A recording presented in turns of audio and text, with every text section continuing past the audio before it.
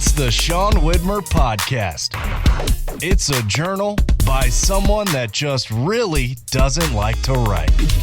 I'm going to be a bit of a whiny baby today on the podcast, What's New, and it's about parenting and something that's going on this week. Oh boy. So we're going to get to that in a second, but I wanted to start by saying that I really do love basketball. I love it so much. And last night, I got a chance to go out Monday night, play hoops with my buddies. I got to play hoops with my buddies, and I also got to play basketball with Josh and Mike, who are, I don't know if they're my friends or not after playing basketball, but I do know that I still like them. I still like them, even though they are a thorn in my side every Monday night playing basketball.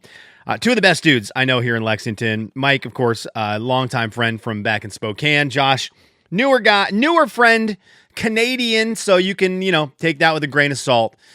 But just great dudes. Got to hoop with them last night. Went out for drinks afterwards and just got to catch up. And it's just, man, Monday nights I get done playing basketball and hanging out with the fellas, and I just feel exhausted, but it is always a good and fun time. But we were talking last night, and the guys were like, we should record the podcast, an episode of the podcast after basketball sometime here at the little sports bar we go to on Monday nights, Banners here in Lexington. And I was like, that would actually be super fun. And, I've got enough recording equipment, bring the recording equipment, set it up, and we just hammer out an episode of the podcast. It would be audio only. I'm not going to set up a camera in the bar, but see if we could just set up at a table in the corner and record. What I would assume would be the guys ripping me to shreds for how much my basketball skills have deteriorated. I think last night I was 5 for 30, 5 for 40, 5 for 20. I don't think I shot as many times as that, but I shot enough to know that, boy, I had airball the floater, which I never do. Airball the floater, missed every single other floater, missed a putback, missed a gimme hook shot from about 4.5 feet. All that happened was I made one deep game-winning three-pointer, and I rode that one kind of a bad shot choice shot through the night, which surprises no one. Darnay, I already know the text. Okay, I already know the text. But it was a bad night of basketball. So I'm assuming recording this would just be me getting ripped on, but rightfully so by Josh and Mike. And again, I love those guys. I would love to have them on the podcast. They're just elite level human beings. But it took me back as we go down memory lane here. It's my journal entry. We go down memory lane to 2005. And I have my sports radio show on, at the time it was on 790 The Fan, KJRB. This was before we flipped the signal. And the news talk station was on 1510 KGA, the big powerhouse station in the building. 50,000 watts. Right, you could hear it forever. And the news talk station was on that channel. And the sports station, Fox Sports, was on 790, KJRB. So eventually we flip-flopped, and I got the KGA signal, and people would text the show from Alaska, which I always thought was hilarious. Anyhow, it's 2005, and Morty's Tap and Grill, Wild Weasel turned into Morty's. Morty's Tap and Grill reaches out to the sports show, and they're like, we want to sponsor one day a week. We want to have you come out and do the sports show live from the bar. And I will never forget in my radio life being more mortified, because and the sales guy was super excited, and he came in, he's like, Slim, we got this great opportunity for you. We're going to go to Morty's on Thursdays. It was either Tuesdays or Thursdays. I think it was Thursdays. We're going to go to Morty's on Thursdays. You're going to do the show live there, and it's going to be great. Eventually, I did this again at the Sullivan Scoreboard out in the Valley, but that's a different story for another time, because that included one of the wildest radio shows I've ever done in my life at Sullivan Scoreboard in the Valley. We'll get that at some point. That story, remind me to tell the Sullivan Scoreboard story at some point, because it was awesome. But Morty's, I'm a year and a half into radio. I'm a year into radio. I've got my own sports show. I don't know what I'm doing. And so the problem is is that the sales guy, he's heard the show. Apparently he liked it. Oh, hang on. Getting text messages. Early texts. Okay, we'll get to that in a second. He listened to the show. He liked it. But I don't think anyone understood what was going on in the 790 The Fan studios at this point in time.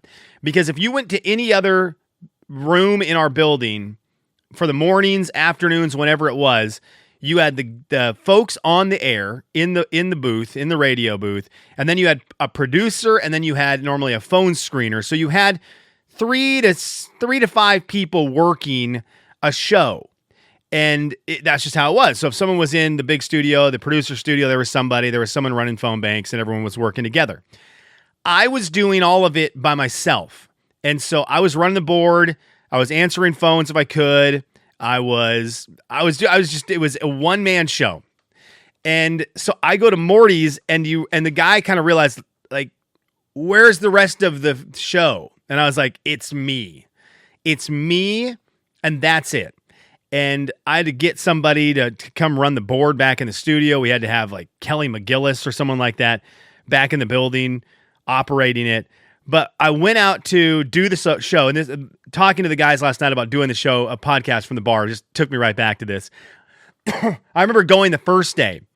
I go to Morty's, set up, shows from, I think at the time it was 3 to 6 is when my show was. And so I get there at like 2 o'clock. I'm getting the stuff set up. I had a promo tech there setting up equipment with me. So we get everything set up, and I start the show at 3 o'clock, and it was me, the waitresses, the bartender, and whoever the promo tech at the time, Alex, whoever it was, and that was it.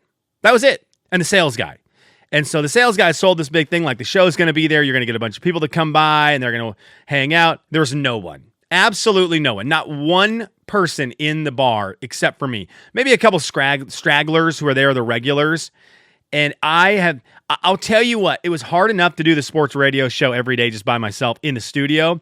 When you are looking into the heart of the owner of a bar who expected to have big business, and there's nobody there except for you, it's really hard to do the show. And I just sit there, and I remember like one segment just straight up begging people to come by and fight with me about sports topics, because I was just like, this is ridiculous. Now, as this went on, we got a decent amount of regulars to come in to make it worth this guy's investment in the show for whatever, 4 or 5 months, however long we did this. I think it was through football season or something like that. But that first live show that was psychotic. And you get a real reality check in those moments where you're doing the show and you don't know who's listening or not listening every day. And then when you get to do your show live and you see that there's nobody there, you're like, well, this is who's listening. Oh man. But they did have, on the night that I was there at Morty's, and this is the time of life I was in. I think it was 24 years old. Yeah, I would have been like 22 years old. I think I'd have been 22 years old. And so I'm living in an apartment on the South Hill right by Morty's. And so I'm just like, I don't have any money. I'm just trying to figure out life. You're eating out of a can. Like, I'm eating Top Ramen, and I'm getting like canned chili and making chili dogs and stuff. It's just the grossest. And that's life. So they did on Thursday nights. I'm going to drive me crazy if it was Tuesdays or Thursdays, and it doesn't matter. They did all you can eat spaghetti at this bar. I look back and go, what were we doing here? All you can eat spaghetti. So they would give me, at the end of the show, they'd be like, look, you get $25. $25 at the bar. So at that time, I didn't drink at all. So I would get a Pepsi, and I would get the all you can eat spaghetti. And I remember at the time thinking, it will never get better than this. I just did 3 hours of sports talk radio, which is a dream of mine. Mission accomplished. I did 3 hours of sports talk radio to 2 waitresses, the owner and the sales guy. And now I'm getting $25 to get whatever I want at the bar. This is maximum living. And I would eat that meal and be like, and I'd sometimes consider going, okay, well, maybe I'll get a burger tonight. They had nice burgers. Maybe I'll get a burger tonight. But if I get the all-you-can-eat spaghetti, it's going to really fill me up. That was life at 22. So those were the thoughts. There's an old walk down memory lane. There's a journal entry for today. Just looking back at my 20s. I was talking to my office mate, Sam, yesterday about being young, youthful, and all that. And it was funny. He has some, he's in his 30s, I think now, like maybe young 30. He might be 30. And he was kind of getting me caught up. He's got poker nights he goes to, which I love. I used to go to Castle's house. We do poker nights with Castle and Toby and the guys. Great time. I remember going there and being like, they're like a $20 buy-in. And I mean, I'm coming off of, I'm like, $20 is a lot to me at the time. And I just got a free meal at Morty's. I just eaten a bunch of spaghetti. So I was like, I can play poker tonight. Anyways, I loved poker nights, but Sam was kind of like, oh, this is, he's getting me caught up on life in his in 20s and early 30s. And I will occasionally run down memory lane on those days in my life. And I think, boy, oh boy, there's a lot. There's a lot there, including 22 years old, all you can eat spaghetti at Morty's. Okay. What am I mad about? Well, I'm mad about the fact that story took 10 minutes. I'm very mad about that. But I'm also mad, just sit back and relax and enjoy the freaking podcast today, will you? I'm mad about the fact that we are today, Tuesday the 11th, in Lexington, Kentucky, in the middle of summer, is the last day of summer break for my kids. My daughter goes to first grade tomorrow, which is a whole nother can of worms we'll probably discuss tomorrow. Having a kid going into first grade is wild. I know tons of my buddies have kids in high school now. So, this is a long time ago that they felt this emotion, but having a kid in first grade is crazy. So my daughter's going to first grade tomorrow. My son starts preschool on Wednesday. And so summer is done at the beginning of August, first half of August. Scott's birthday isn't even dead yet. He had his birthday yesterday. It's still got a pulse, and my kids are going to be going back to school. That's ridiculous. Scott has his summer birthday. By the way, go check out Scott's stuff, carelessgolfco.com. Go check it out. Okay, anyways. Or is it carelessgolf.co? Sorry, Scott. carelessgolfco.com, I think, is where you go. It's great stuff. And he's getting fun on Instagram, so you got to check him out. I love Scotty. Happy birthday yesterday. Anyways, they go back to school, and I hated school as a kid. I was good at it. I was a good student, got really good grades. And I did it. I hated every second of it, but I was willing to participate and do it. And I was fortunate at the time to have a brain that worked. If I went to school now, ooh boy, it would not be great. My brain has stopped working. It did all of that already, apparently. So I'm not a school guy. I know you got to have it. It's great to have. It doesn't change the fact I don't like it, and I don't have to like it. So deal with it. But I don't like school. And I'm done with school, and I went to school. And why is it here to haunt me now? Haunt my kids, not me. School is more of a pain in my rear end now than it ever has been. Why? My daughter likes to sleep, and I'm dreading tomorrow. Today, she woke up at 8 o'clock. Tomorrow, I'm going to have to wake her up at 6:30 so we can get ready to go, and she can be out the door between 7:20 and 7:30. And that's too stinking early. I also was required to buy 50 billion school supplies and 50 billion this and that, and specific one of these, specific one of that. There's 50,000 peanut allergies in her school, so I can't do peanut butter jelly sandwiches anymore. So now I've got to figure out how to work around that. And I told you I wanted to whine today, so let me just whine. Understanding that we're going to get it done. But school has become the biggest thorn in my side. This is why people homeschool. I know that people will tell you, well, we homeschool because we don't like how the school does this. We don't like how the school does that. No, I see through all of your BS. You homeschool because you are smart enough to realize if I homeschool my kids, we can have a start time at 9:20 and an end time at like 2 o'clock or 1 o'clock. That's why you homeschool. Don't give me the BS about politics and this and that. And That's just you covering up the fact that you got smarter than all of us and realize that a 9 o'clock start time is way stinking better than waking my daughter up at 6:30 tomorrow, having her kick me, like when I wake her up, having her kick me and throw fists at me because she's mad I'm waking her up, and dealing with that crap.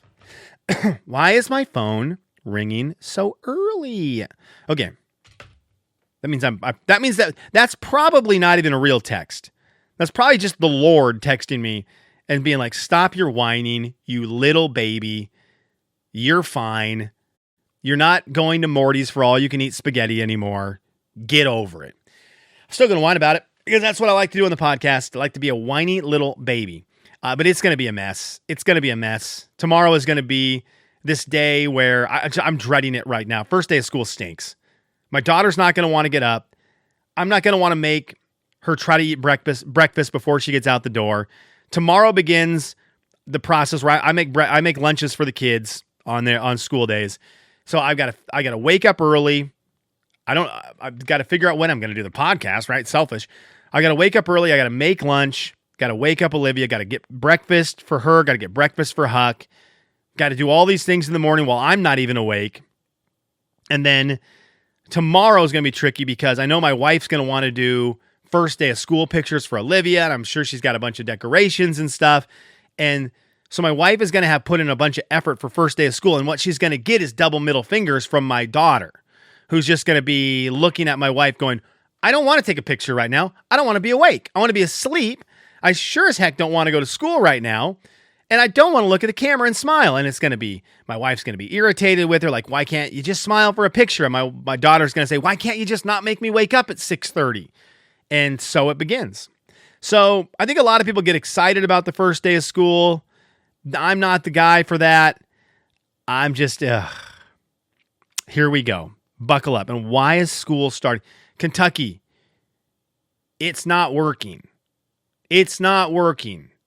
I have met a lot of people in Kentucky who grew up. I said, did you grow up in Lexington? They're like, yes. So I immediately can tell you, you getting to school earlier hasn't worked. No one is getting smarter here from that. You could probably wait till after Labor Day like every normal person should and go to your first day of school after Labor Day. But Sean, we get out early here. So what? So what? By spring, no one cares. It's such a bad one. It's so much better to start late and get a longer summer, get later into fall and have August off than like, well, we get out in May. Okay, so you can enjoy rainy spring? What are we doing? Get school to go until the middle of June when you're guaranteed that the spring stuff is done. Kids are checked out anyways the last couple of weeks of school, so they might as well be checked out in June as opposed to being checked out in April. Get them checked out in June. They're already kind of in summer mode, June, July. You get to enjoy all of August. Labor Day is a built-in holiday that kind of signifies we are done with summer. School is here. It just makes sense. But now Lexington's going to go back to school this week, and I have been in Spokane and I've been in Lexington. I'm going to tell you this. You going to school in August has not made you any smarter than the people who are going to school in Labor Day. In fact, maybe the opposite. Okay, there's enough whining for me today. I love you all. Thank you for listening to the podcast. I am secretly excited for first day of school. I'm very emotional about it. I'm going to be a mess when my daughter I get a picture that says first grade. My son's going to look like a stud going to school on on Thursday. I don't want to get started on that. They go to the same school. First grade starts tomorrow, and my son, preschool, starts on Thursday. Because why wouldn't you just have one first day of school? I don't want to whine anymore about it, but it does feel like judging by the decision-making processes being implemented in Kentucky, that the schooling isn't working. All right, there it is. Enough, Sean, you whiny little baby. Get over it. Love you guys.